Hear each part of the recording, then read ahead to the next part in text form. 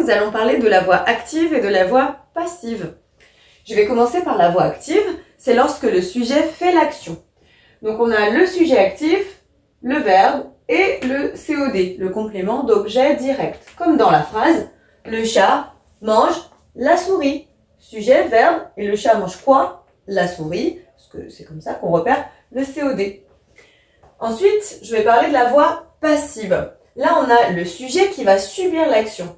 On a donc un sujet passif, le verbe et un complément d'agent. Le complément d'agent, c'est ce qui va finir par de ou par, comme ici. La souris est mangée par le chat. Par le chat, ici, c'est ce qui est le complément d'agent. Donc, comment on va passer une phrase de la voix active à la voix passive? Eh bien, déjà, ça ne sera possible qu'avec les verbes qui vont admettre un COD. Donc, on va les appeler les verbes transitifs directs. Et dans ces cas-là, le COD devient le sujet, comme ici. La souris est devenue le sujet de ma phrase à la voix passive. Le sujet, du coup, devient complément d'agent. C'est-à-dire que le chat, ici, devient complément d'agent par le chat. Et je dis, attention, il peut être implicite le complément d'agent. Si j'ai une phrase qui fait on félicite Pierre, eh bien après, ça donnera Pierre est félicité. Et pas par on ou par nous. On n'est pas obligé de le dire. Alors dans ces cas-là, il devient implicite. À la voix passive, le groupe verbal, voici comment il est constitué. On a l'auxiliaire être qui va être au même temps que le verbe actif et on y ajoute le participe passé du verbe actif. Et on fera bien attention aux accords. Pour rendre cette phrase un peu plus claire, j'ai mis les exemples ici. Donc mon fameux le chat mange la souris, ça donne la souris, le verbe être au même temps, là ici j'étais au présent de l'indicatif, donc est. Ensuite participe passé manger par le chat, participe passé du verbe actif. Je vois que du coup, à la voix passive, je suis obligée de faire des accords. Là ici je suis obligée de faire l'accord, puisque la souris du coup, hop, elle est mangée. Je suis obligée d'accorder. Ici, le chat mangeait, je suis donc à l'imparfait. La souris, ça donnerait la souris était mangée par le chat. Était est bien au même temps que mon verbe manger ici, c'est-à-dire à l'imparfait. J'ai bien le participe passé du verbe actif et ensuite mon complément d'agent. Et j'ai mis ici, j'ai changé un petit peu la nature de mon COD. Le chat mangerait les souris.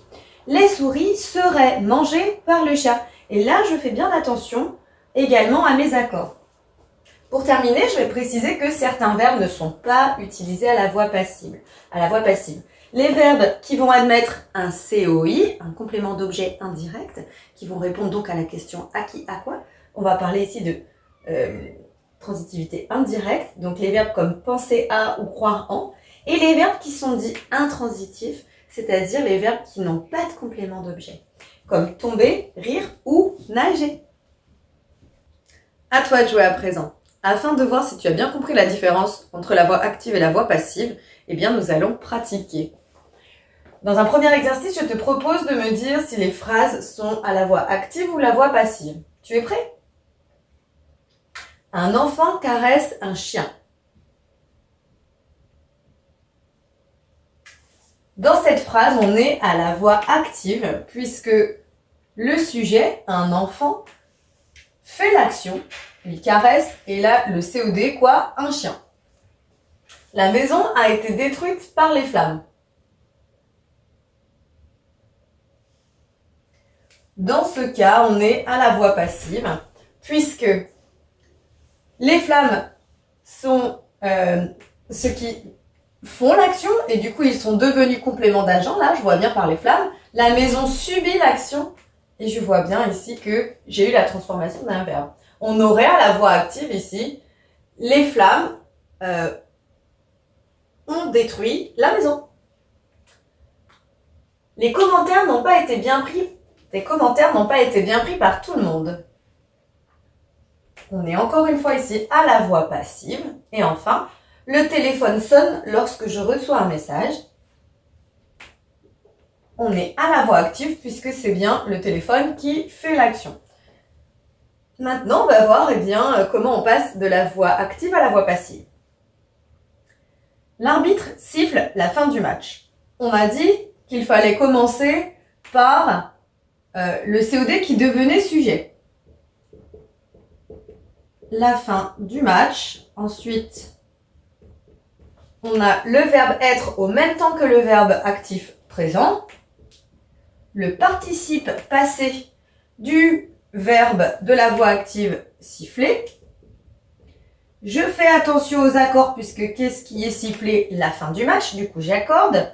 Et du coup, ce qui était sujet devient complément d'agent par l'arbitre. La même chose ici, les enfants partageront l'héritage. L'héritage, c'est quel temps ici? Futur. Du coup, mon verbe ici, être, doit être au futur. Sera partagé par, complément d'agent, les enfants. J'espère que c'est un peu plus clair pour toi maintenant. À bientôt. Maintenant que tu as tout compris, entraîne-toi en faisant les exercices ci-dessous.